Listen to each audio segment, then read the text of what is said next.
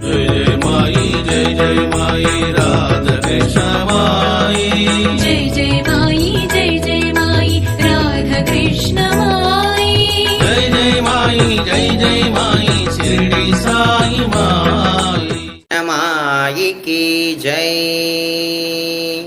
गुरुर्ब्रह्मा गुरुर्विष्णु गुरुर्देवो महेश्वरा गुरुर्साक्षात् परब्रह्मा तस्मै श्री गुरवे नमः।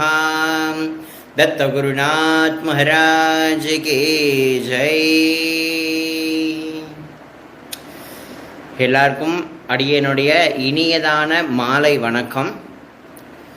இன்றைய நாள் ரொம்ப உயர்ந்ததான நன்னாள்.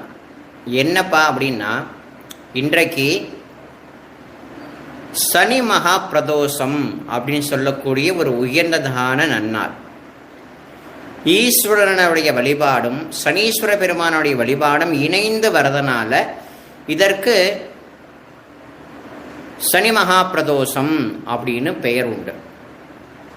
அப்பேற்பட்ட புண்ணிய தினத்துல நம்ம பாபாவினுடைய சாயிநாத ஸ்தபன மஞ்சரி அப்படின்னு சொல்லக்கூடிய ஒரு உயர்ந்ததான பொக்கிஷத்தை பற்றி சில விஷயங்களை நம்ம அனுபவிக்க போகிறோம்.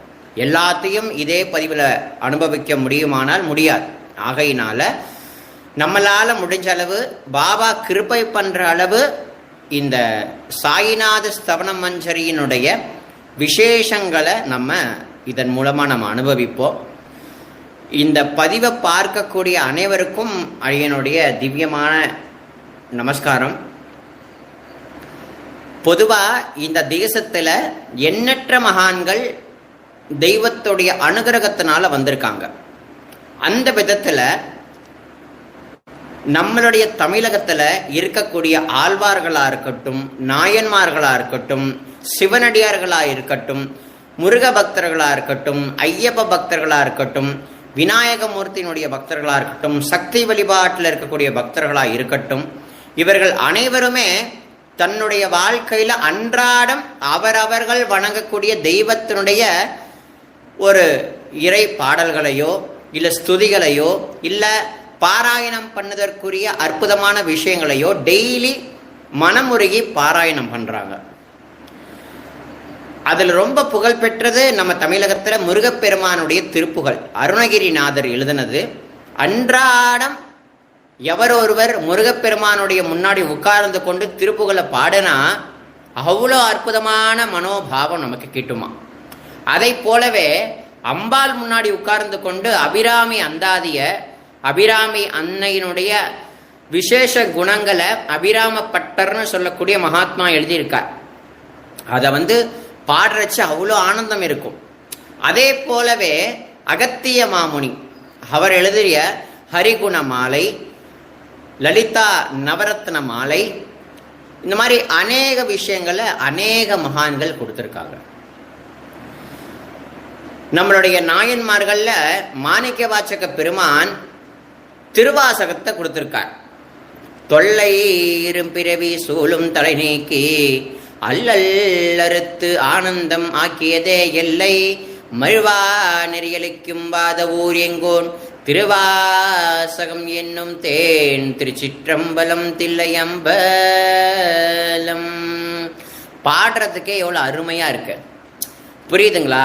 ஒவ்வொரு பாடல்களையும் அவர்கள் எப்படி உருகி பாடியிருக்காங்களோ அதை போலத்தான் நம்மளும் உருகி பாடணும்.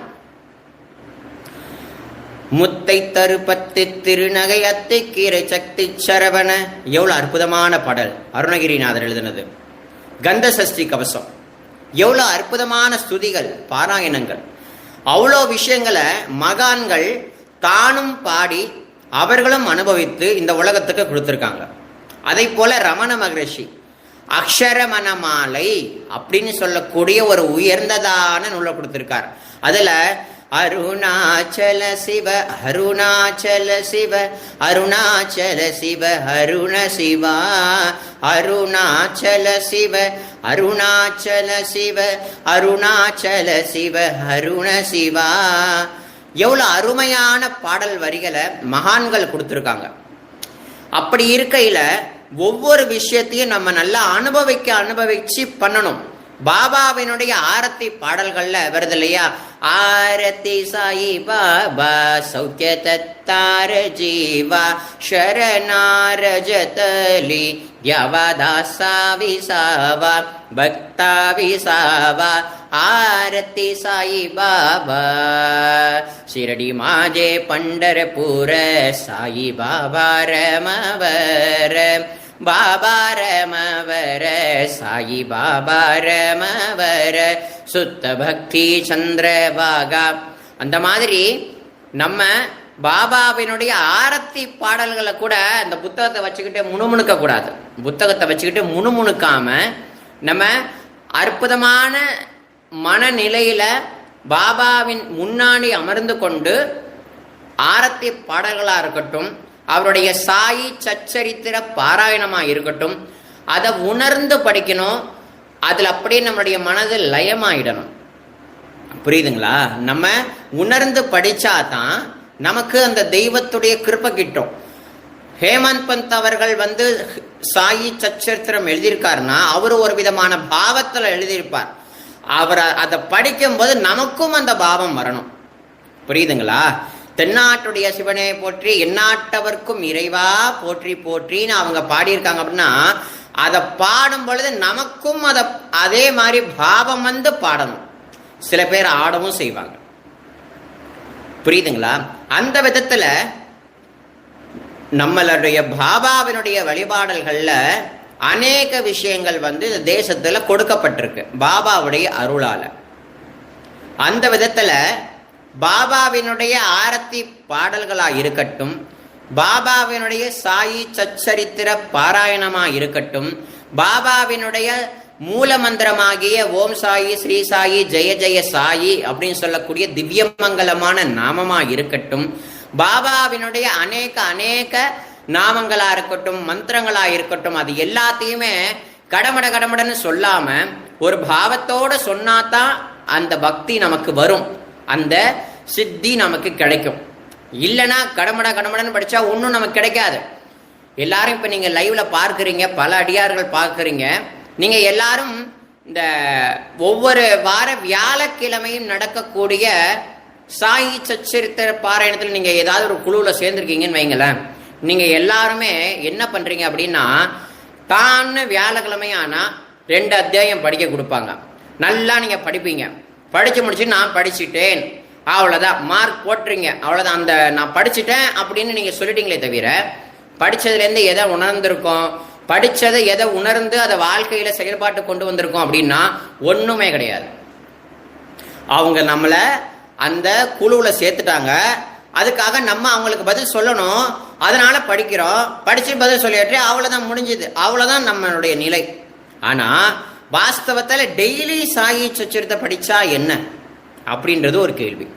டெய்லி பாபாவினுடைய சாயி சச்சரித்திரத்தை படிச்சா என்ன? முதல்ல ஸ்தவன மஞ்சரிக்கு போகாம ஏன் சாயி சச்சரித்துக்கு வரேன் அப்படின்னா, பாபாவினுடைய உயிரோட்டம், அவருடைய உயிரோவியம் அப்படியே அந்த சாயி சச்சரித்திரத்துல இருக்கு. அதை நம்ம முதல்ல அனுபவிக்காம ஏனோ தானோன்னு இருக்கோம் பார்த்தீங்களா, அது மைனஸ், அது சரியான நிலைப்பாடு கிடையாது. ஆகையினால எல்லாருமே டெய்லி 24 மணி நேரம் இருக்கு. காலையில முழிக்கிறோம், நைட்டு தூங்குறோம், அது வரைக்கும் டைம் இருக்கு.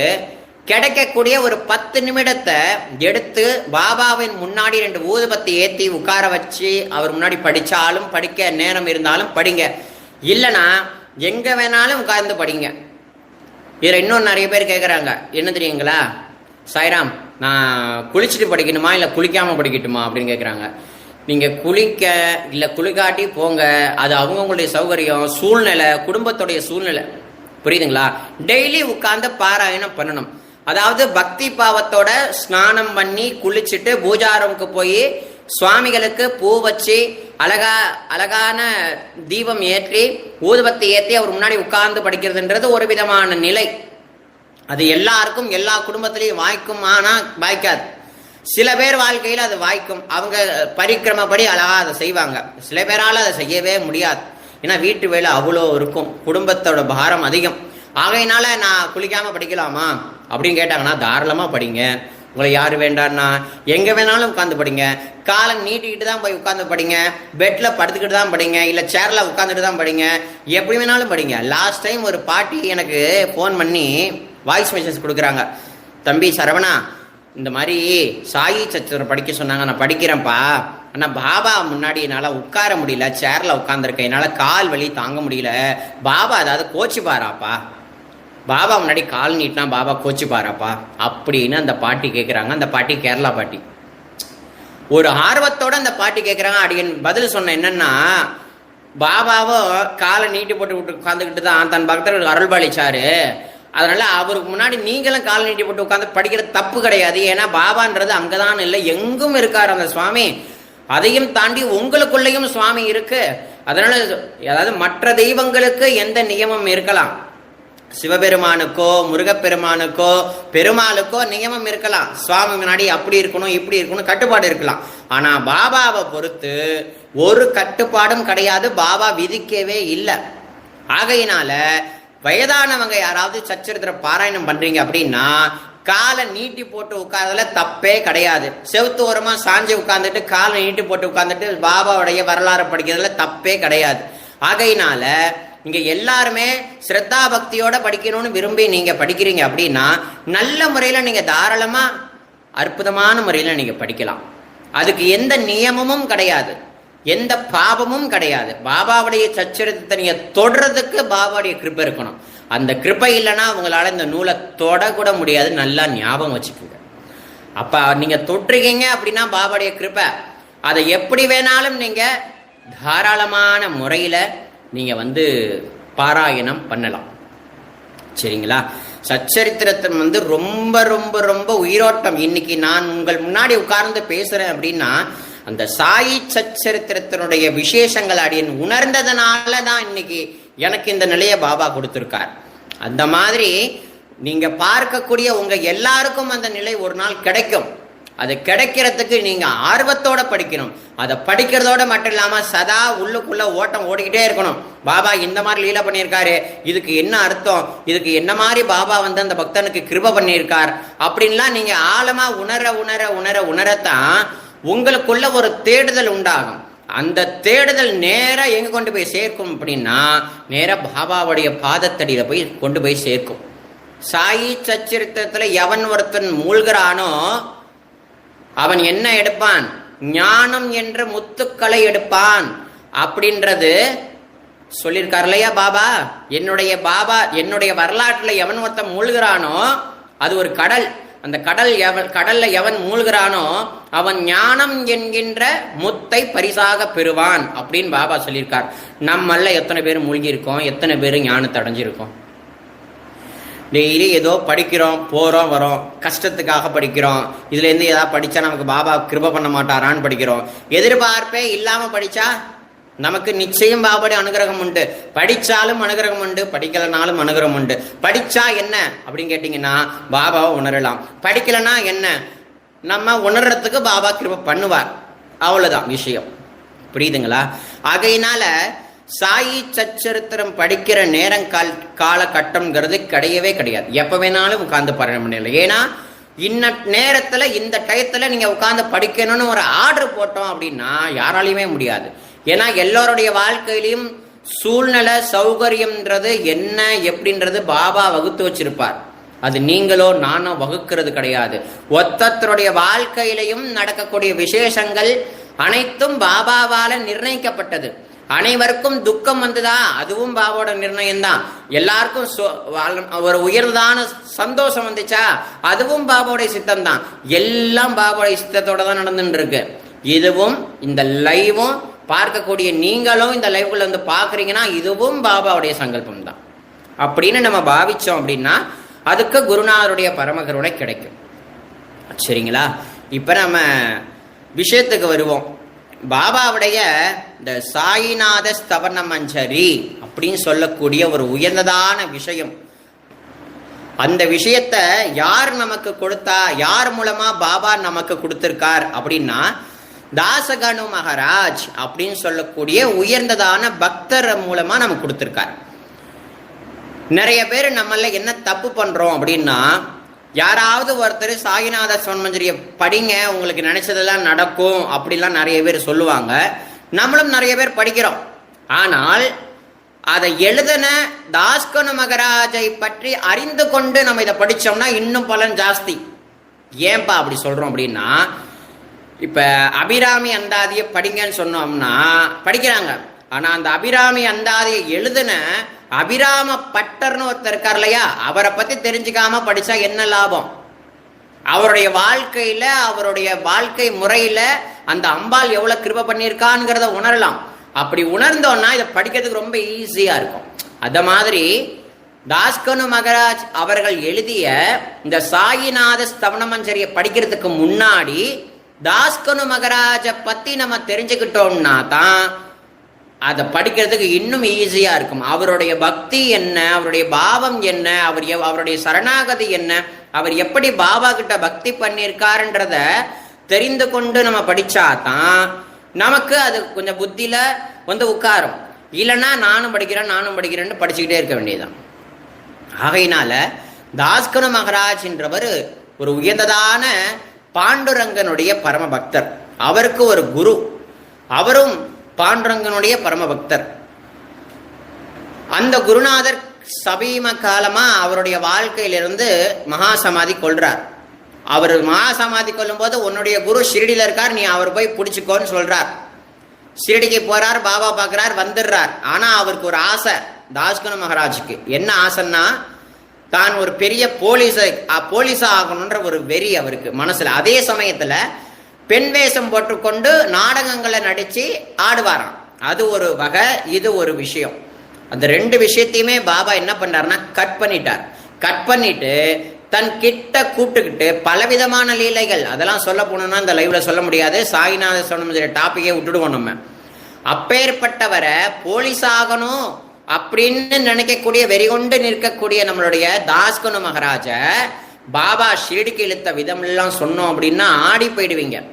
அதெல்லாம் பத்தி நீங்க தெரிஞ்சுக்கணும் அப்படின்னா தாஸ்கனு மகராஜை பற்றி இருக்கக்கூடிய விஷயங்களை தெரிந்து கொள்ளுங்கள். அவருடைய முழு வரலாறு நரசிம்ம சுவாமிகள் எழுதியிருக்கார். பிவி நரசிம்ம சுவாமிகள் லைஃப் ஆஃப் சாய் பாபா, அதாவது பாபாவின் வாழ்க்கை வரலாறு அப்படின்னு சொல்லக்கூடிய நூல்ல அநேக பக்தர்களுடைய வரலாறு இருக்கு. அதுல தாஸ்கனு மகராஜுடைய வரலாறு ரொம்ப பெரியதா இருக்கு. ஆகையினால நீங்க எல்லாரும் அதை படிச்சீங்க அப்படின்னா, அதை படிக்கத்தான் தாஸ்கனு மகராஜ் மேல ஒரு பாவம் வரும்.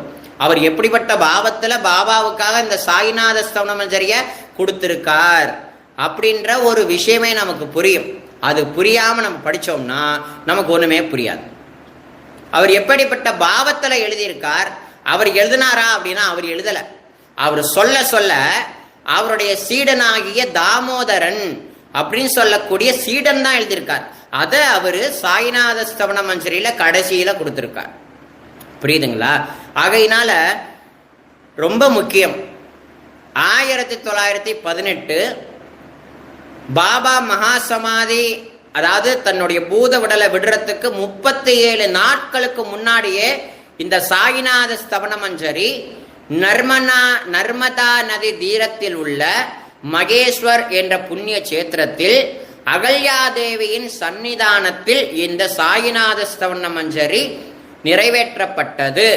இதை எனது சீடனாகிய தாமோதரன் எழுதினான் அப்படின்னு சாயிநாத ஸ்தவனமஞ்சரியில நம்மளுடைய தாஸ்கனு மகராஜ் அவர்ல இருக்கக்கூடிய ஒரு விசேஷத்தை பக்தி பாவத்தோட எப்படி படிக்கிறது, எப்படி படிச்சா நமக்கு அந்த அருளும் கிடைக்கும், பொருளும் கிடைக்கும். நம்ம படிக்கிறோம்னா எந்த ஒரு எதிர்பார்ப்பும் இல்லாம நம்ம படிக்கல. பாபா என் பொண்ணுக்கு கல்யாணம் ஆகணும், அதனால உன்னுடைய சாயிநாத ஸ்தவனமஞ்சரியை படிக்கிற. பாபா என் பொண்ணுக்கு இல்லை என் பையனுக்கு என் வீட்டுக்காருக்கு ஒழுங்கான வேலை கிடைக்கணும், அதனால நான் உன்னுடைய சாயிநாத ஸ்தவனமஞ்சரியை படிக்கிறேன் அப்படின்னு தான் ஒத்தத்தரும் படிக்கிறோமே தவிர, பாபா உன்னுடைய அடியவர் தாஸ்கனு மகராஜ் எழுதியிருக்கார், இதை படிக்கக்கூடிய பாக்கியத்தை நீ எனக்கு கொடுத்துருக்கிய, அதனால உனக்கு கோடான கோடி நன்றி பாபா அப்படின்னு எந்த ஒரு எதிர்பார்ப்பும் இல்லாம எத்தனை பேர் நம்ம எப்படி பக்தி பாவத்தோட படிக்கணும், எப்படி பக்தி பாவத்தோட நம்ம படிக்கணும் அப்படின்றதான் நம்ம பார்க்குறோம். சரிங்களா? அந்த விஷயத்துல இதுல பாபாவினுடைய விசேஷங்கள்ல அவரே சொல்லியிருக்கார். நம்மளுடைய தாஸ்கனு மகராஜ் பாபாவுடைய அவதார காரியம் என்ன, அவர் யாருடைய அவதாரம், அவருடைய புகழ் எந்த அளவுக்கு இந்த உலகத்துல பரவி இருக்கு, அது போல அநேக விசேஷங்களை தாஸ்கனு மகராஜ் வந்து இந்த சாயிநாத ஸ்தவன மஞ்சரியில ரொம்ப அற்புதமா சொல்லியிருக்கார். சரிங்களா? அதுல அவர் சொல்றார் பாருங்க, வசிப்பவரே பாபா, உன்னுடைய லீலைகளின் உண்மையான பொருளை எவரும் அறிவதே இல்லை. அவ்வாறு இருக்க எனது வெற்று வார்த்தைகள் எவ்வாறு அவற்றை விளக்க முடியும், சொல்லுங்கள் அப்படின்னு சொல்லியிருக்கார். ஜீவன்களுக்கு உய்வளிக்கும் பொருட்டு தாங்கள் ஷிரடியில் வந்து உதித்துள்ளீர்கள். 7 சான் நீளமுள்ள குறுகிய மரப்பலகையை நீங்கள் அகல்களில் நீரூற்றி விளக்கேற்றி நீங்கள் எரிய வைத்தீர்கள். அந்த மாதிரிலாம் சொல்லிக்கிட்டே வந்துட்டு இருக்கார். அதை போலவே மற்ற தெய்வங்களை பூஜிப்பதற்கு அதற்கு தகுந்ததான பூஜா திரவியங்கள் உண்டு. ஆனால் ஒன்ன பூஜைக்கு பண்றதுக்கு இந்த உலகத்துல பொருட்களே இல்லை பாபா, அது எல்லாமே உன்னுடைய ஆத்மாவினுடைய அம்சமாகவே இருக்கு அப்படின்றத அவர் சொல்லியிருக்கார். அதுல சாய்நாத ஸ்தவன மஞ்சரியில் இருக்கக்கூடிய இப்ப 110வது வரியிலேருந்து அடியேன் படிக்கிறேன். அது என்ன மாதிரி ஒரு பாவத்துல தாஸ்கனு மகராஜ் எழுதியிருக்கார் அப்படின்றத நீங்க நல்லா தாராளமா உணரலாம். சரிங்களா? இது என்ன சொல்லியிருக்கார் அப்படின்னா, போகட்டும், உலக வழக்கில் உள்ளபடி உனக்கு நான் பூஜை செய்யலாம் என்றால் அதை செய்வதற்கு தேவையான திறமை எனக்கு இல்லை என் குருநாதா அப்படின்னு பாடியிருக்கார். பலவிதமான கற்பனைகள் கொண்டு உனக்கு பூஜை செய்கிறேன் ஓ குருநாதா, அது அத்தகைய பூஜை நீங்கள் ஏற்றுக்கொள்வீராக அப்படின்னு சொல்லியிருக்கார். இப்போது என் அன்பு கண்ணீரை கொண்டு உன்னுடைய பாதார விந்தகத்திற்கு அபிஷேகம் செய்கிறேன் அப்படின்னு படிக்கணும். இதுல என்ன இருக்குன்னா, இப்போது அன்பு கண்ணீரால் உமது பாதங்களை கழுவுகிறேன் அப்படின்னு சொல்லியிருக்கோம் இல்லையா, அத எனது அன்பு கண்ணீரால் உன்னுடைய திருவடி பாதார விந்தங்களுக்கு காணிக்கையாக அர்ப்பணிக்கிறேன் அப்படின்னு சொல்லிட்டு, அடியேனுடைய அத்தகைய பூஜையை ஏற்றுக்கொள்வீராக. என்னுடைய பக்தி ஆகிய சந்தனத்தை நன்கு அரைத்து அதை நன்கு குழைத்து உன்னுடைய திருவடி தாமரைகளுக்கு அழகாக திரிபுண்டரமாக இட்டு அழகான சந்தனமும் குங்குமமும் இடுகிறேன் குருநாதா அப்படின்ற மாதிரி நீ ஒரு பக்தி பாவத்தோடு சேர்த்துக்கலாம். எனது அழகிய வார்த்தைகளாகிய இந்த கஃபனியை, என்னுடைய வார்த்தை தான் ஒரு அற்புதமான கஃப்னி, அந்த கஃப்னியை உனக்கு நான் அணிவிக்கிறேன் பாபா அப்படின்னு சொல்றார்.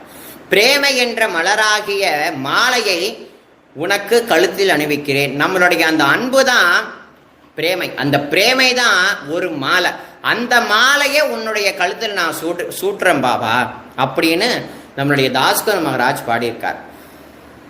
எனது துர்குணங்களாகிய தூபத்தை உனக்கு முன்பு எரிய விடுகிறேன். நம்ம ஊதுபத்தி ஏற்றுறோம் இல்லையா, அது அவர் என்ன சொல்றாரு அப்படின்னா, என்னுடைய துர்குணங்களாகிய தூபத்தை உனக்கு முன்பு எரிய விடுகிறேன். அது மிக தீய பொருளாயினும் அதனின்று தீய வாசனை எழுவதே இல்லை. நம்ம வீட்டில் சுகந்தமான வாசனையான ஒரு ஊதுபத்தி ஏற்றி வைக்கிறோம் அப்படின்னா அது எவ்வளோ அழகா அந்த வாசனை வெளிப்படுது. ஆனா அந்த வாசனையை முகர முடியுமே தவிர அந்த பொருள் தீயதானது தான். அதாவது அந்த ஊதுபத்தின்றது தீயதானது தான். அதை சாப்பிட்டா என்ன ஆகும், முகந்தா வாசனை வருது, சாப்பிட்டா என்ன ஆகும், பாய்சன் ஆயிடும். புரியுதுங்களா? அதைத்தான் தாஸ்கனு மகராஜ் அது மிக மிக தீய பொருளாயினும் அதனின்று தீய வாசனை எழுவதே இல்லை அப்படின்றார். சத்குருவுக்கு முன்பு அன்றி வேறு எங்கெல்லாம் தூபம் எரிய விடப்படுகின்றதோ அங்கெல்லாம் தூப பொருளின் நிலை பின்வருமாறு அப்படின்னு வர்ணிக்கிறார். தூப திரவியத்திற்கு அக்னியின் ஸ்பரிசம் ஏற்பட்ட மாத்திரத்தில் அதனது நறுமணம் என்ற குணம் அதனை விட்டு விட்டு சென்று விடுகிறது. உமக்கு எதிரே இதற்கு மாறாக நிகழ்கிறது. தீயத்தன்மைகள் அக்னியில் எரிந்து விடுகின்றன. உலகம் பார்த்து மகிழும்படி சத்குணம் எவ்வித குறைவுமின்றி தங்கிவிடுகிறது. இந்த மாதிரிலாம் அழகா அவர் வர்ணிக்கிறார். இந்த மாதிரி ஒரு பக்தி பாவத்தோட நம்ம படிச்சா தான் நமக்கு அந்த அனுகிரகமானதே நமக்கு கிடைக்கும். புரியுதுங்களா? அதை காட்டிலும் இன்னொரு வரிய பாருங்க. மாயை மோகம் என்ற தீபத்தை உனக்கு சுற்றுகிறேன். நான் மூழ்கி இருக்கிறேன் பாபா, மாயை என்னுடைய மோகம். மோகம்னா எதுல மோகம்னா உற்றார் உறவினர் பெற்றார் அனைவர் மேலிலும் வைத்திருக்கக்கூடியது மோகம்தான். அந்த மாயை மோகம் என்ற தீபத்தை உனக்காக நான் சுற்றுகிறேன், அதன் மூலம் எனக்கு வைராக்கியம் என்ற ஒளி கிடைக்கும் அப்படின்றத சொல்ற. உனக்கு அமர்வதற்கு சுத்தமான நம்பிக்கை என்ற சிம்மாசனத்தை என் ஹிருதயத்திலே தருகிறேன் பாபா. அதனை ஏற்று பக்தி என்ற நெய்வேத்தியத்தை எடுத்துக்கொள்வாயாக. நம்முடைய ஹிருதயத்துல நம்பிக்கைன்னு சொல்லக்கூடிய சிம்மாசனத்தை நம்ம தரணும் பாபாவுக்கு.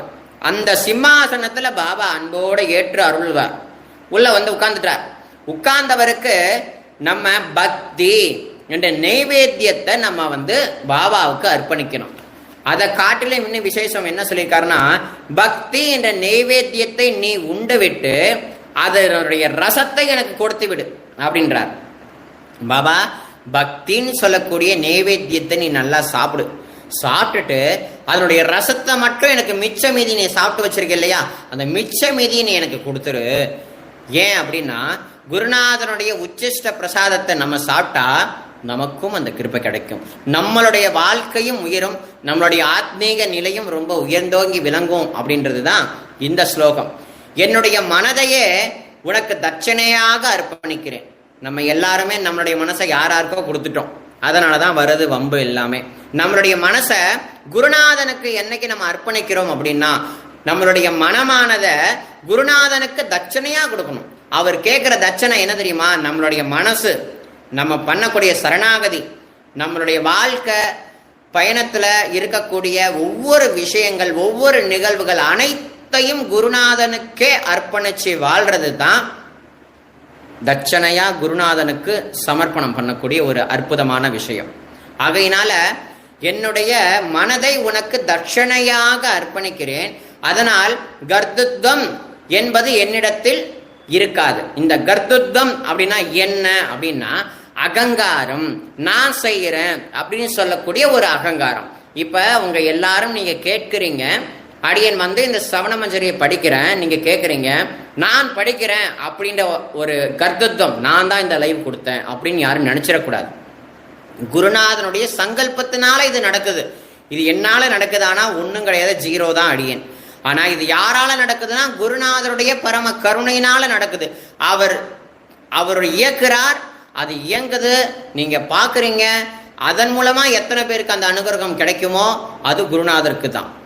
புரியுது? எல்லாத்துலயுமே குருநாதர் கலந்து இருக்கார்.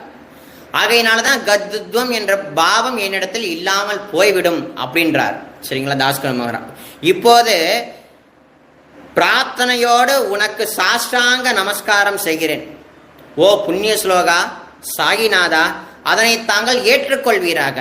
பாபா முன்னாடி சாதாரணமா பாபாவை பார்த்து பாபா அப்படின்னு பார்த்தாலே நம்முடைய பாவம் போயிடும். புரியுதுங்களா? பாபான்னு மனம் ஒன்றி நம்ம பார்த்தாலே அவருடைய தரிசன மாத்திரத்துல, பாபாவினுடைய தரிசன மாத்திரத்துல நம்முடைய பாவம் எல்லாம் போயிடும். ஏன்னா அந்த பகவான் புண்ணியமே வடிவானவன். நம்ம எல்லாம் பாவம் செய்து கொண்டே இருக்கிறோம் தன்னை அறியாம. பாவத்தினுடைய விளைவுதான் இந்த மனித பிறவி. அதே மாதிரி இந்த பிறவி தான் பாவத்தை ஒழித்து புண்ணியத்தையும் ஒழித்து மோட்சகதி அடையத்துக்கு தான் இந்த பிறவி. 2 விதமான பிறவி நமக்கு இந்த ஜென்மால. அந்த 2 பிறவிகளையும் கடந்து வைக்கக்கூடியதுக்கு தான் நம் குருநாதர் நமக்கு முன்னாடி வந்து உட்கார்ந்துருக்கார். அவர் புண்ணியமே வடிவானவர், நம்ம பாவமே வடிவானவர். இந்த பாவமே வடிவான ஒரு ஜீவன் புண்ணியமே வடிவான பகவான் முன்னாடி, குருநாதர் முன்னாடி போய் நின்னா என்ன ஆகும் தெரியுமா? பாவமானது சுட்டு பொசுங்கிடும். பாபா அக்னி குண்டத்துல வச்சு எரிச்சு விடுவார், துணியில வச்சு எரிச்சு விடுவார். மீது என்ன இருக்கு? புண்ணியமே வடிவான குருநாதன் அந்த புண்ணியத்தை நமக்கு தந்துடுவார். தரிசன மாத்திரத்துல நடக்கிறது இதுதான். அப்படியே நம்ம பண்ண பாவத்தை எல்லாத்தையும் வாங்கி விடுறார். அவர் சேர்த்து வச்சிருக்கிற தபசுங்கிற புண்ணியத்தை நமக்கு கொடுத்துடுறார். அதனாலதான் நமக்கு காரியம் எல்லாம் சக்சஸ் ஆகுது. பாபா அப்படின்னு கூப்பிடுறோம் இல்லையா, பாபா சாயி அப்படின்னு கூப்பிடுற சனத்துல நம்முடைய புண்ணியம் போயிடும், நம்மளுடைய புண்ணியமும் போயிடும், பாவமும் போயிடும். ஆனா எது நிற்கும்னா குருநாதர் மட்டும் நிற்பார். இன்னொரு விசேஷம் என்னன்னா, பாவம் போயிடும், புண்ணியம் வரும். 2 விதம். புரியுதுங்களா? ஆனால் எந்த ஒரு பாபாவுடைய பக்தன், ஒரு குருநாதனுடைய பக்தன், எனக்கு பாவமும் வேண்டாம் பாபா, எனக்கு இந்த புண்ணியமும் வேண்டாம் பாபா, எனக்கு நீ எந்த புண்ணியத்தையும் கொடுக்காத, எந்த பாவத்தையும் செய்ய விடாத, ஒரே ஒரு விஷயம், உன்னையே சதா நினைத்து கொண்டு இருக்கணும். கடைசி நேரம் வரும் பத்தியா, என்னுடைய உயிர் பிரியக்கூடிய தருணம், அந்த உயிர் பிரியக்கூடிய தருணத்துல உன்னுடைய சிந்தனை எனக்கு வரணும், உன்னுடைய சிந்தனை எனக்கு வரணும். நான் முழுமையான பிரஜையோட, அதாவது விழிப்புணர்வோட உன்னுடைய திருவடிவை பார்த்து அப்படியே என்னுடைய உயிரை விடணும். ஏன் அப்படின்னா எல்லாருக்கும் இது சித்திக்கும்னா சித்திக்கவே சித்திக்காது. ஏன்னா உற்றார் பெற்றார் உறவினர்கள் எல்லாருமே சூழ்வாங்க, நமக்கு ஒண்ணுமே புரியாது, எதுவுமே தெரியாது. அந்த நேரத்துல குருநாதர் முன்னாடி வருவாரா இல்ல வரமாட்டாரான்னு புரியாது, தெரியாது. ஆனா அது வரணும், குருநாதருடைய சாநித்தியம் கிடைக்கணும், குருநாதர் முன்னாடி அவருடைய கிருபையை கொடுக்கணும்னு நினைச்சா டெய்லிங்கிறத விட சனத்துக்கு சனம் குருநாதனை தவிர வேற எதையும் நினைக்கவே கூடாது. ஏப்பா நீ குருநாதரையே நினைச்சுக்கிட்டே இருக்கணும்ன்றியே, நான் ஒரு இடத்துல உட்கார்ந்து நினைச்சுக்கிட்டே இருக்கிறதா அப்படின்னா ஒன்றும் இல்லை. நீங்க எங்க வேணாலும் போங்க, என்ன வேணாலும் பண்ணுங்க, அவங்களுடைய தர்ம வழக்கப்படி அவங்களுடைய வேலைகளை பாருங்க. ஆனா மனதை குருநாதர்கிட்ட அர்ப்பணம் பண்ணிடுங்க. ஒரு வேலை செய்றீங்க அப்படின்னா குருநாதர் இன்னைக்கு இந்த வேலையை கொடுத்துருக்கார் அப்படின்னு நினைங்க. குருநாதர் ஒரு நாள் சாக்கடையால் விட்டாருன்னா சாக்கடை அள்ளணும், குப்பையால் விட்டாருன்னா குப்பையை அள்ளணும். ஒரு நேரம் பாபாக்கு ஆரத்தி எடுக்க வச்சாருன்னா ஆரத்தி எடுக்கணும்.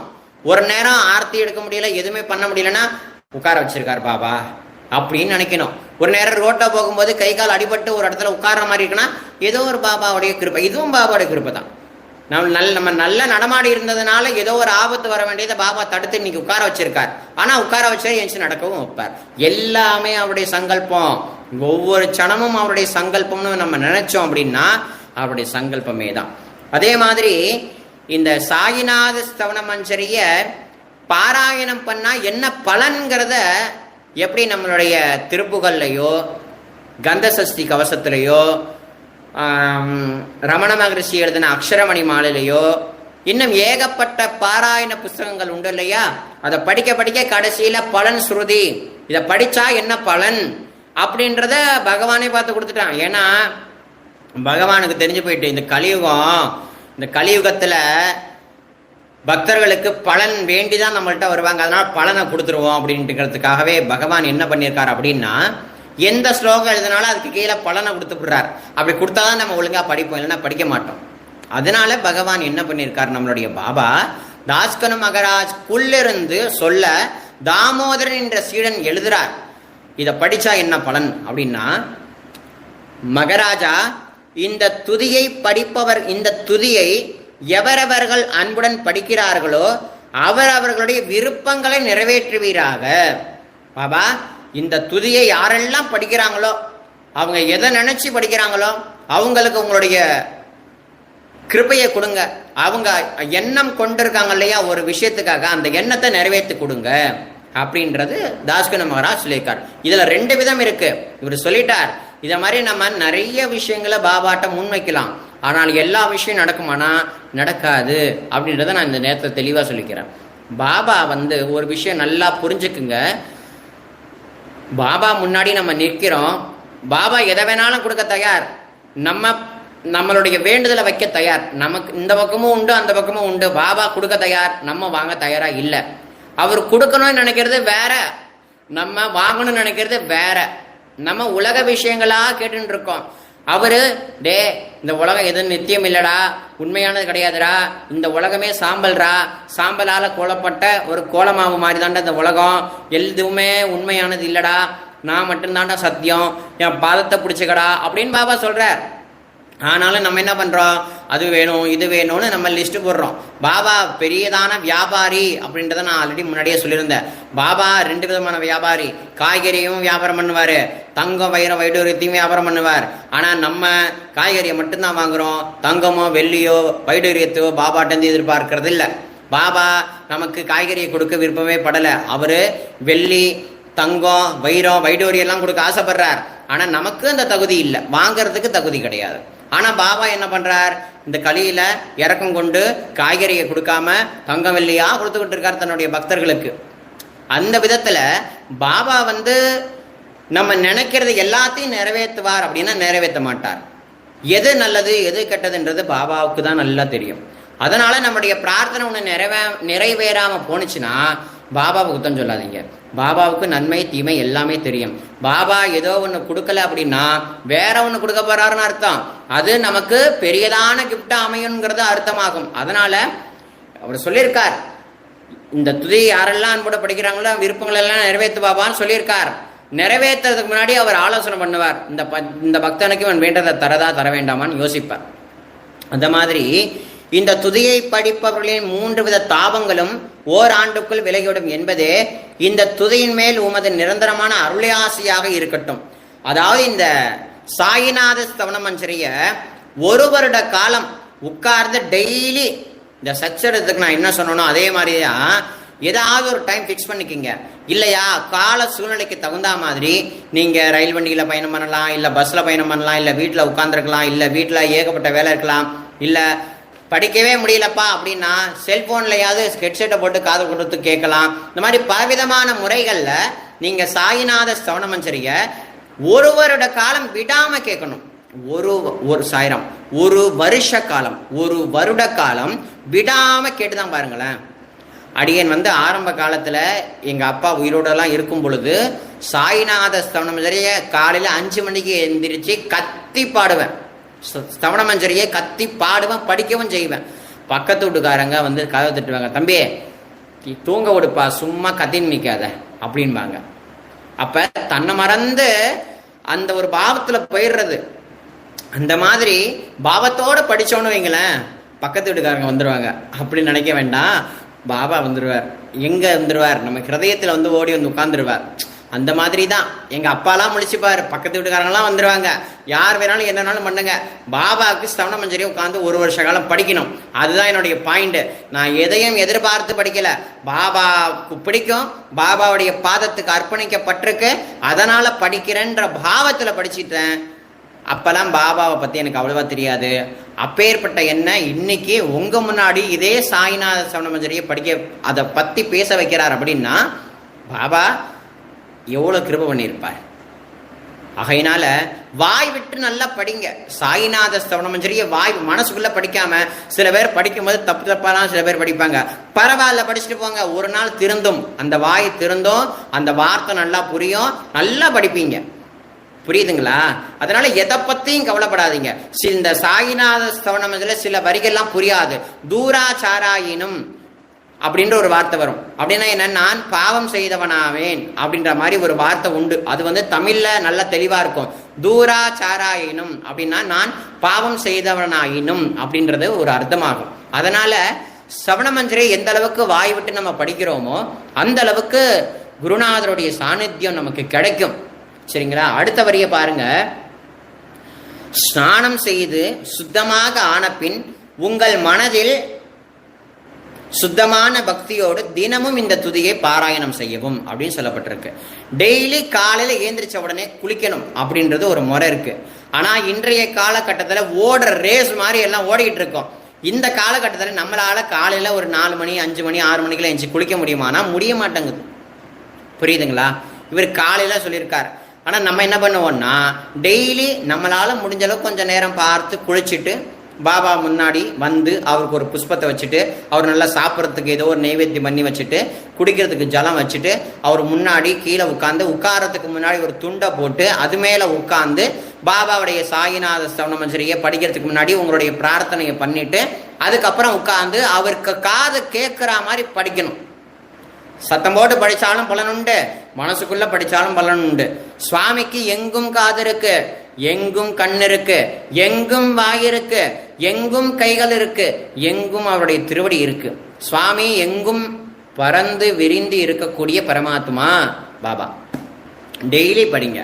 படிக்க முடியாதவங்களுக்கு தாசுன மகராஜ் மூலம் பாபா இன்னொரு ஆப்ஷன் கொடுக்கிறார். அது என்ன ஆப்ஷன்னா, இவ்வாறு செய்ய இயலாவிடில் ஒவ்வொரு வியாழக்கிழமை அன்றும் மனதில் சத்குருமூர்த்தியை இருத்தி படிக்கவும் அப்படின்றத சொல்லியிருக்கார். உன்னால டெய்லி படிக்க முடியல அப்படின்னா ஒரு வியாழக்கிழமை வருது இல்லையா, வாரத்துல 4 வியாழக்கிழமை, ஒவ்வொரு வியாழக்கிழமையும் பாபாவினுடைய முன்னாடி, பாபாவுடைய திருவுருவத்து முன்னாடி உட்கார்ந்து கொண்டு மனதில் பாபாவை இருத்தணும்னு சொல்லியிருக்கார். நமக்கெல்லாம் கண்ணை மூடனா கண்டதும் வருது, நம்ம பண்ணது போனது வந்தது எல்லாம் வருது, நம்மளால மனசை ஒருநிலைப்படுத்த முடியல. ஆகையினால அவருடைய உருவத்தை அப்படியே உத்து பார்த்துக்கிட்டே இருங்க.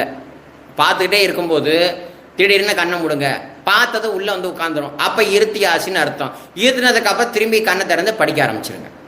Very simple. உங்களால் டெய்லி படிக்க முடிஞ்சா படிங்க, அப்படி இல்லைன்னா வியாழக்கிழமை ஏதோ ஒரு சமய சந்தர்ப்பம் நேரம் பார்த்து நீங்கள் உட்காந்து படிக்கலாம். 2வது ஆப்ஷனை கொடுத்துட்டார். இப்போ அதையும் தாண்டி 3வது ஆப்ஷனை கொடுக்குறார் நம்மளுடைய தாஸ்கனு மகாராஜ். இவ்வாறு செய்யும் அதுவும் கூட இயலாவிடில் ஏகாதசி தோறும் அதன் விளைவுகளை பார்ப்பதற்காக இந்த துதியை படியுங்கள் சொல்லியிருக்கார். உன்னால டெய்லி படிக்க முடிஞ்சா படிப்பா, சரி விடு. உன்னால படிக்க முடியலையா, மாசத்துல 4 வியாழக்கிழமை ஏதோ ஒரு வியாழக்கிழமை உட்காந்து படிப்பா. உன்னால அதுவும் முடியலையா, மாசத்துல 2 ஏகாதசி வருதுப்பா. ஒன்று வளர்ப்பிறை ஏகாதசி, ஒன்று தேய்பிறை ஏகாதசி. இந்த 2 ஏகாதசியில ஏதோ ஒரு ஏகாதசியில உட்கார்ந்து கொண்டு பாபாவினுடைய இந்த சாய்நாத ஸ்தவன மஞ்சரிய படி அப்படின்றார். எவ்வளவு பெரிய ஆப்ஷனா கொடுத்துக்கிட்டு இருக்காரு பாருங்க. இதெல்லாம் அவருக்கு பாபாக்கு நல்லா தெரியும். என் பிள்ளைங்களால டெய்லி உட்காந்து படிக்கணும், படிக்க முடியாது. சப்போஸ் வியாழக்கிழமை படினாலும் அப்பயும் படிக்க முடியாது. சரி, இன்னொரு ஆப்ஷன் கொடுப்போம். மாசத்துல 2 ஏகாதசி வருது, அந்த ஏகாதசிலையாவது உட்காந்து படிங்க அப்படின்னு பாபாவே சொல்ற. பாபா சொல்றார், ஏகாதசியிலையாவது உட்காந்து படியா அப்படின்னு பாபா சொல்றார். இதுக்கப்புறம் அப்படி படிச்சா என்னென்ன விஷயங்கள் அப்படின்றத சொல்றாரு. துதியை படிப்பவர்களுக்கு இறுதி கணத்தில் உயர்ந்த நிலையை குருமூர்த்தி அளிப்பார். இதை எப்ப கொடுப்பாருன்றத சொல்லியிருக்காருன்னா, இந்த துதியை நீங்க பாராயணம் பண்ணும் பொழுது அது முடிப்பீங்க தெரியுமா, அது முடிக்கும் பொழுது மனசுல ஒரு ஆனந்தம் உண்டாகும். அந்த ஆனந்தம் உண்டாகணும் அப்படின்னா அந்த அளவுக்கு நீங்க அதுல இருக்கக்கூடிய ஒவ்வொரு வரியையும் உள்வாங்கி படிக்கணும். அப்படி உள்வாங்கி படிச்சாதான் அந்த உயர்ந்த நிலையை குரு அளிப்பார். தாஸ்கனு மகாராஜ் சொல்லியிருக்கார், அது கிடைக்கும். உள்வாங்கி படிச்சாதான் அது கிடைக்குமே தவிர கடமுடன்னு படிச்சா ஒண்ணுமே கிடைக்காது. தெளிவா சொல்லிட்டார். அடுத்ததா சொல்றாரு பாருங்க, நான் சொல்வதையெல்லாம் கேட்டுக்கொண்டு இருப்பவர்களே, உங்களுடைய இந்த உலகியல் ஆசைகளை அவர் கண்டிப்பாக நிறைவேற்றுவார் அப்படின்னு சொல்றார். நான் சொல்றதெல்லாம் கேட்டுக்கிட்டு இருக்கீங்க இல்லையா, இப்படி கேட்டுக்கிட்டு இருக்கிறதுனாலயே உங்களுடைய ஆசை எல்லாத்தையும் நிறைவேற்றிடுவேன் அப்படின்றத நிறைவேற்றிடுவார் பாபா அப்படின்னு நம்ம தாஸ்கனு மகாராஜ் சொல்றார். அதுக்கு அடுத்ததா, இந்த துதியை பாராயணம் செய்வதால் மீண்டும் மீண்டும் படிப்பதால் முட்டாள்கள் அறிவாளிகள் ஆவார்கள். சில பேருக்கு மந்த புத்தியா இருக்கும், சில பேருக்கு மனசு சரியில்லாம, மனசு ஒரு நிலை இல்லாம ரொம்ப கவலையில அப்படியே உட்கார்ந்துருக்கும். சில பேருக்கு அறிவே இருக்காது. அறிவு இருக்காது மீன்ஸ் என்ன அப்படின்னா தப்பு கிடையாது. சில பேருக்கு என்ன பண்றோம், ஏது பண்றோம், இது பண்ணா என்ன ஆகும், இல்லை அதை பண்ணா என்ன ஆகுங்கிறத நிலையே தெரியாத பட்சத்துல கண்ணா பண்ணான்னு வேலை பார்ப்பாங்க, மனசு ஒரு நிலை இல்லாம. அப்படிப்பட்டவர்கள் இதை உட்கார்ந்து பாராயணம் பண்ணா, மீண்டும் மீண்டும் படிச்சா, ஒரு முறை இல்லை மீண்டும் மீண்டும் படிச்சுக்கிட்டே இருக்கணும். படிச்சுக்கிட்டே இருந்தா அந்த முட்டாள் ஒரு நாள் அறிவாளியாக மாறுவான் அப்படின்றத தாஸ்கனு மகாராஜ் ஊர்ஜிதம் பண்றார். அதே மாதிரி எவருக்காயினும் வாழ்நாள் குறைவாக இருப்பின் அவர்கள் இதை படிப்பதால் 100 ஆண்டு ஆயுள் உள்ளவராவார்கள் அப்படின்றத அவர் தெளிவா சொல்லியிருக்கார். அது சாத்தியம்னா சாத்தியம் இல்லைங்கிறத நான் தெளிவா சொல்லிடுறேன். ஏன்னா ரேஸ் ஓடிக்கிட்டு இருக்கோம். இது 1000ல் ஒருத்தனுக்கு தான் இந்த விஷயம் லைக்கும். என்ன சொல்லியிருக்காருன்னா, எவருக்காயினும் வாழ்நாள் குறைவாக இருப்பின் அதை படிச்சாங்க அப்படின்னு 100 ஆண்டு ஆயுள் உள்ளவராவார்கள்னு சொல்லியிருக்கார். ஆனா அது நம்ம வாழ்க்கையில நடக்குமா, அந்த நடக்கக்கூடிய சூழ்நிலை நமக்கு இருக்கா, அதுக்கான பிராப்தம் இருக்கா அப்படின்றதெல்லாம் நமக்கு தெரியவே தெரியாது. பாபாவை தவிர வேற யாருக்கும் தெரியாது. ஆகையினால நம்மளுடைய கடமை படிக்கிறது. படிச்சா அதனுடைய பலன் ஒன்று உண்டு. அந்த பலனுடைய பாவத்தை குருநாதர் கொடுப்பார். அந்த குருநாதர் என்ன பிக்ஷை போடுறாரோ அதை நம்ம வாங்கிக்க வேண்டியதான், வேற வழியே இல்லை. 100 வருஷ காலம் நம்ம இருக்கணுமா? இப்பவே நல்லா இருக்க முடியல. இந்த பக்கம் மூட்டை பூச்சிக்கடி, இந்த பக்கம் மூட்டை பூச்சிக்கடி, எல்லா பக்கமும் மூட்டை பூச்சிக்கடியில நடுவுல பாபாவை கட்டிக்கிட்டு நான் உட்கார்ந்துருக்கேன். இந்த பாபா என்னை எப்படியா சீக்கிரம் கூட்டுப்பார் அப்படின்னு பல பேருக்கு வேலை. இந்த பாபா நான் எவ்வளோ கும்பிட்டாலும் கண்ணை திறந்து பார்க்க மாட்டேங்கிறாரு அந்த பாபான்னு 1008 குத்தம் குறை பாபா குத்தஞ்சு குறை சொல்றது. இப்படிதான் இருக்குது இந்த உலகம். 100 வருஷம் வேணுமா நமக்கு? இந்த சனம் வேண்டாமா? இந்த சனம் பாபா என்னை கூப்பிட்டுக்கோ, நான் சந்தோஷமான மனசோட இருக்கேன், நான் உங்ககிட்ட வந்துடுறேன் அப்படின்னு நம்மள எத்தனை பேர் சொல்ல முடியும்? முடியாது. அப்படி போகணும்னு பாபா கூப்பிட்டாலும், பாபா என் பொண்ணுக்கு இன்னும் கல்யாணம் பண்ணல, கல்யாணம் பண்ணி வச்சுட்டு வந்துடுறேன் பாபா அப்படின்னு சொல்லுவோம். அந்த மாதிரி ஏதோ ஒரு சாக்கு வரும்னு வைங்களேன். பாசம் பற்றுதல் விடவே விடாது. அதுக்கப்புறம் அவர் என்ன சொல்லியிருக்கார் அப்படின்னா, இந்த துதியை படிப்பதால் செல்வத்துக்கு குறைவு இருந்தால் குபேரனே அவரது இல்லத்திற்கு வந்து பணி செய்வான். இதை சத்தியம் என்று மும்முறை உரைக்கிறேன். இதுக்கு அர்த்தம் சரியான அர்த்தம்.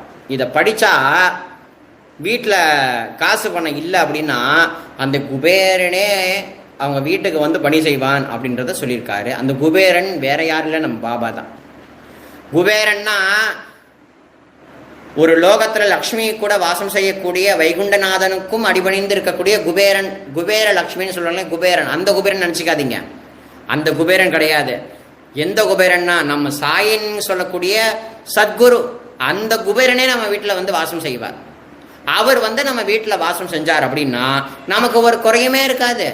நம்ம வாழ்க்கையில் ஒரு குறையுமே இருக்காது. குருநாதர் ஒரு குறை வைக்கவே மாட்டார். நமக்கு என்ன தேவையோ அதை மட்டும்தான் கொடுப்பார், கொட்டி கொடுக்க மாட்டார். நல்லா ஞாபகம் வச்சுக்கோங்க. சத்குரு அப்படின்றவர் ஒருத்தனை கோடீஸ்வரன் ஆக்கிடுவார் அப்படின்னு நினைச்சு கனவு காணாதீங்க. சத்குருன்றவர் எது இப்போ உனக்கு தேவையோ, உனக்கு இப்ப இந்த சனம் உனக்கு என்ன தேவையோ அதை மட்டும்தான் நடத்தி கொடுப்பார்.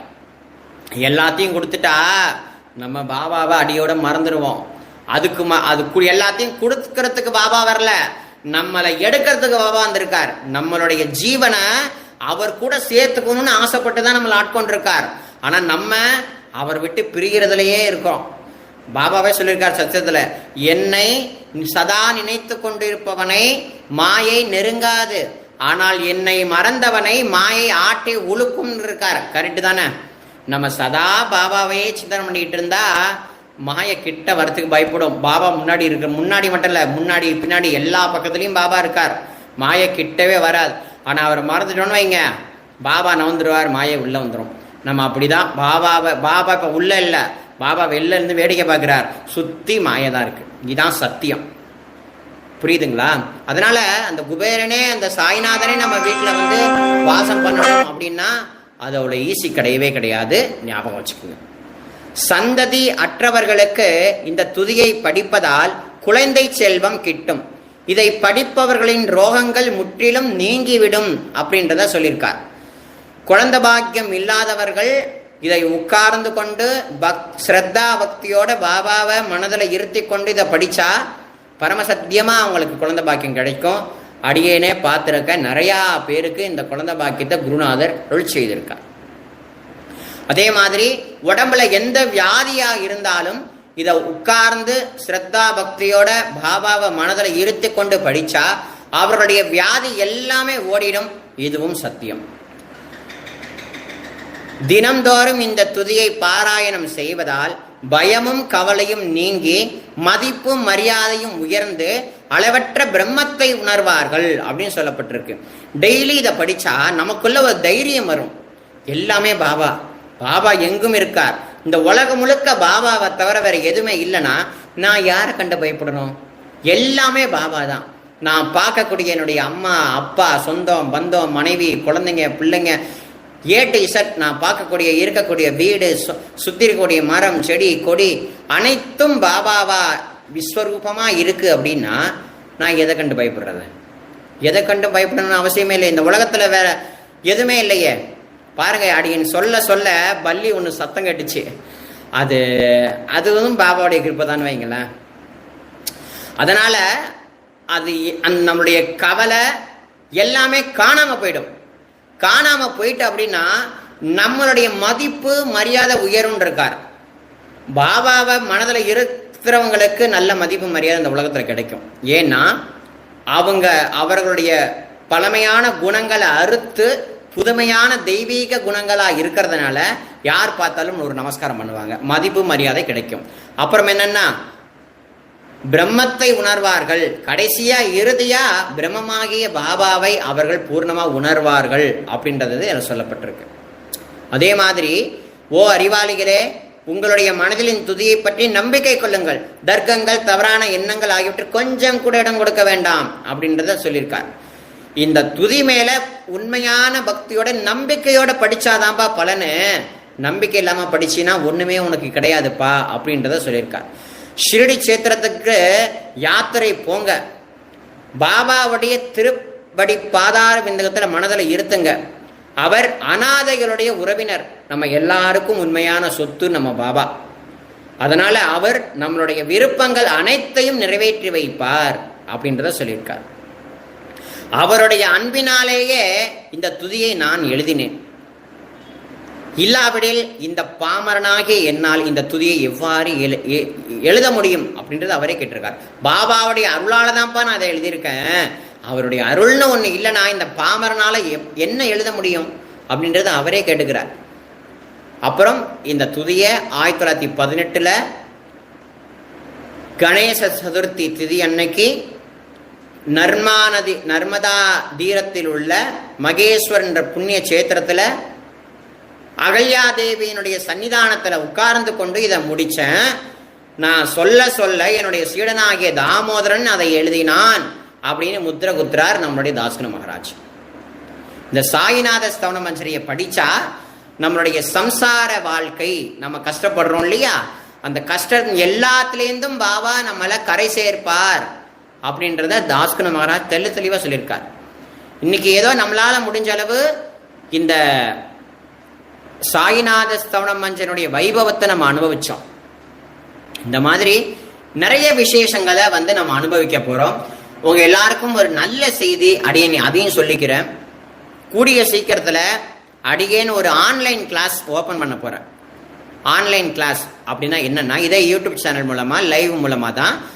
என்னப்பா கிளாஸ் அப்படின்னு கேட்டீங்கன்னா, பாபாவுடைய சாயி சச்சரித்திரத்தை ஒரு அத்தியாயமா அதுல இருக்கக்கூடிய நுணுக்கமான ரகசியம், நுணுக்கமான விஷயங்களை அடியனுக்கு உள்ளிருந்த குருநாதர் என்ன சொல்ல வைக்கிறாரோ, அடியேனும் ஆள உணர்ந்த விஷயங்கள் எல்லாத்தையுமே ஒரு கிளாஸ் மூலமா நீங்க தெரிஞ்சுக்கலாம்.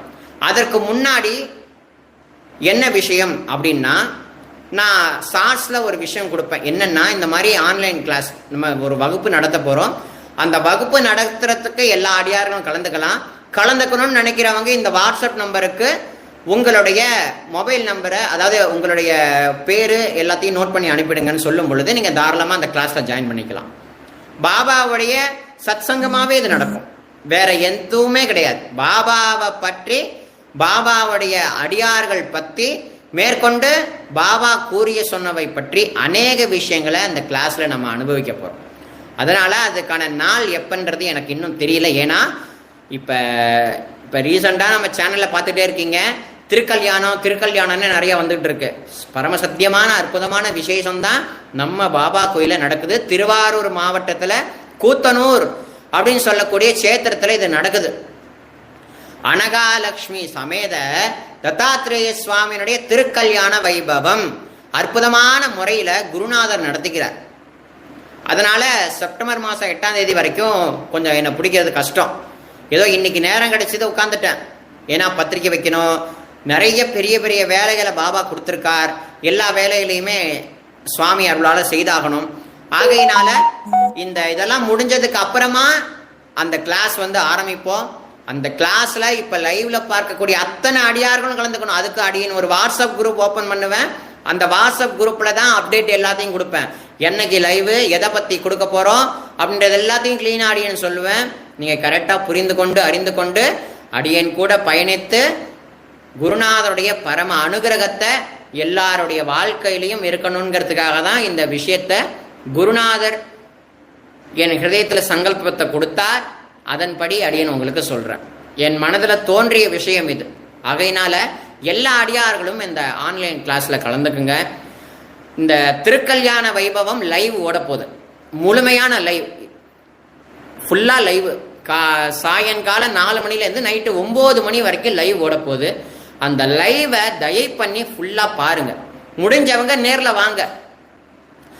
நீங்க எங்க இருக்கீங்களோ அங்கிருந்து ஒன்னு திருவாரூர் வரலாம், மயிலாடுதுறை வரலாம், கும்பகோணம் வரலாம். செப்டம்பர் மாதம் 8ஆம் தேதி ஞாயிற்றுக்கிழமை சாயங்காலம் 4 மணிக்கு திருக்கல்யாண வைபவம். முடிஞ்ச அளவு எல்லாரும் கலந்துக்குங்க, சரிங்களா? அவசியம் எல்லாரும் கலந்துக்குங்க. இந்த யூடியூப் சேனல்ல போனீங்கன்னா பத்திரிகைலாம் அது உள்ளே இருக்கு, நிறைய பார்த்துக்கலாம். அது அடியனுடைய போன் நம்பர்லாம் இருக்கு. வரணும் அப்படின்னு நீங்க நினைச்சீங்கன்னா அவசியம் வாங்க. வந்தீங்கன்னா உங்களுக்கு ஒரு நமஸ்காரம். பார்க்க காண கிடைக்காத ஒரு அற்புதமான நிகழ்வு நம்ம பாரத பூமியில நடக்குது. எதுக்காகனா உங்க எல்லாருக்காகவும் தான். இந்த கல்யாணம் என்னமோ தத்தாத்திரேயர் அனகாலட்சுமிக்காக கிடையாது. இந்த தேசம் நல்லா இருக்கணும், தேசத்தில் வாழக்கூடிய மக்கள் நல்லா இருக்கணும், பார்க்கக்கூடிய நீங்க எல்லாரும் நல்லா இருக்கணுங்கிறதுக்காக தான் சுவாமி தனக்கான கல்யாணத்தை அவரே பண்ணிக்கிறார். அந்த தர்மமான காரியங்கள்ல நீங்களும் நல்லபடியா ஈடுபடுங்க, அவசியம் ஈடுபடுங்க.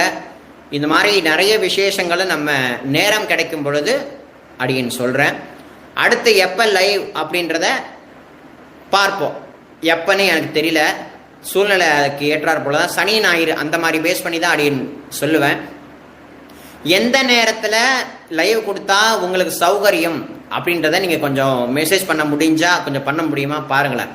எந்த நேரத்தில், இந்த மாதிரி ஈவினிங் நேரத்தில் இந்த லைவ் கொடுக்கலாமா இந்த மாதிரி கிளாஸு, அல்லது மத்தியானம் 1 மணிக்கு மேலே கொடுக்கலாமா, எந்த நேரத்தில் கொடுத்தா இந்த கிளாஸ், அதாவது இந்த அற்புதமான சத்சங்கம் ஏற்புடையதாக இருக்கும் அப்படின்ற மாதிரி. இந்த பிரியா அப்படின்றவங்க 2 to 4, 2 to 4, 2, 3, 4 2 மணி நேரம் சொல்லியிருக்கீங்க. இந்த நேரம் ஓகே. வேற யாராவது உங்களுடைய எண்ணம் எதுனாலும் நீங்கள் தாராளமாக தெரியப்படுத்தலாம். அடியன் அடியனுக்கும் நேரம் காலம்னு ஒன்று இருக்கு இல்லையா, அதை பார்த்து தான் அடியன் செய்யணும். அதனால அவசியம் இந்த சத்சங்க வகுப்புல எல்லா அடியார்களும் கலந்து கொள்ளணும். குருநாதருடைய பரம கருணைக்கு அனைத்து அடியார்களும் பாத்திரமாகணுங்கிறத பிரார்த்தனை பண்ணிக்கொண்டு இந்த லைவ் ப்ரோக்ராம்ல கலந்து கொண்ட உங்க எல்லாருடைய பாதங்களையும் அடியேன் நமஸ்காரம் பண்றேன். உங்க எல்லாருடைய பாதங்களையும் குருநாதனுடைய திருவடி சம்பந்தம் இருக்கிறதுனால இந்த நமஸ்காரம், சரிங்களா? அதனால ரொம்ப விசேஷம், குருவுடைய கிருபை. இனி வரக்கூடிய ஒவ்வொரு விஷயங்களையும் நீங்க எல்லாரும் கூர்ந்து கவனிங்க. சகல சௌபாகியமும் ஏற்படணும். குரு பக்தி நம்ம எல்லாருடைய ஹிருதயத்திலையும் இருக்கணும். குருநாதர் சதா நம் ஹிருதயத்தில் இருக்கணுங்கிறதையும் பிரார்த்தனை பண்ணிக்கொண்டு உங்க எல்லாருக்கும் நமஸ்காரம் பண்ணிக்கிறேன். இத்தோட இந்த சத் சங்கத்தை முடித்துக்கொள்வோம். சாயிநாத ஸ்தவன மஞ்சரி ஏதோ நம்மளால முடிஞ்ச அளவு நம்ம சொல்லியிருக்கோம். அதனால அவசியம் எல்லாரும் முடிஞ்ச அளவு டெய்லி பாராயணம் பண்ணுங்க. என்னால் முடியலப்பா அப்படின்னீங்கன்னா வியாழக்கிழமை பாராயணம் பண்ணுங்க. அப்பயும் முடியலப்பா அப்படின்னா ஏகாதசியாவது படிங்க, அவசியம் படிங்க. குருநாதர் கொடுத்துருக்கார், அவசியம் படிச்சிங்க அப்படின்னா நம்ம வாழ்க்கை சர்வமங்கலம் உண்டாகும். ஆகையினால எல்லோருக்கும் நமஸ்காரம். ஜெய் சத்குரு, ஜெய் ராதே கிருஷ்ணமாய். ஓம் சாய்ராம்.